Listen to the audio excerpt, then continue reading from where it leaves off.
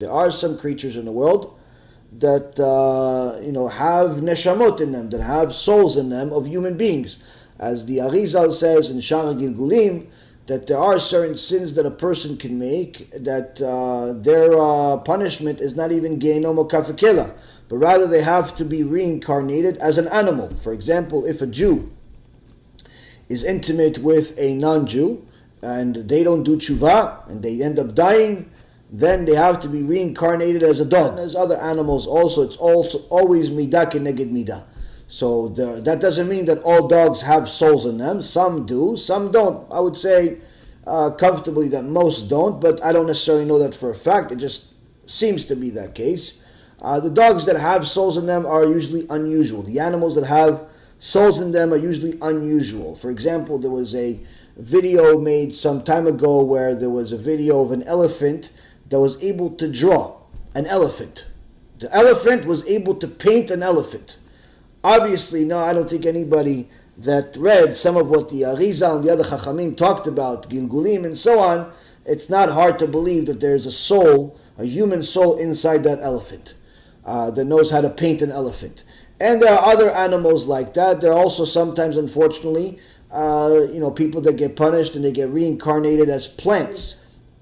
That a woman had a death in the family, and then she a few months later, however long later, she walked by and she saw that there was a plant, like a flower in the street, that as soon as she passed, it started moving. She thought she was hallucinating, so she looked back and she saw the plant is, when she's there, she's moving back and forth, the plant, little flower, is going back and forth, back and forth, back and forth. She started going away from it. It stopped moving, it moved less and less. It came closer, as if it's happy to see her, starts moving back and forth. She thought maybe she's losing her mind, so she brought her friend, and her friend brought her phone, of course, and started videotaping this. And it's unbelievable. Unbelievable. You see how the friend comes next to the plant, nothing happens. She comes next to the plant is moving back and forth. She starts talking to it, and it responds in certain moves. Unbelievable stuff. Now again, you can say this is that. The point being is, if it's legitimate, if it's real, it's not a very difficult to explain it according to our Torah, which is that there is a soul in it that perhaps is connected to that woman in some way or another, family member or something like that.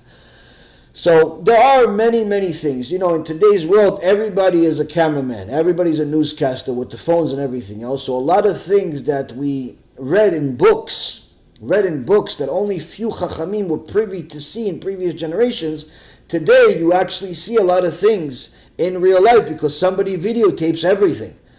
So Baruch Hashem, there's many, many examples like this of souls going into different creatures, whether it be animals or it be rocks or it be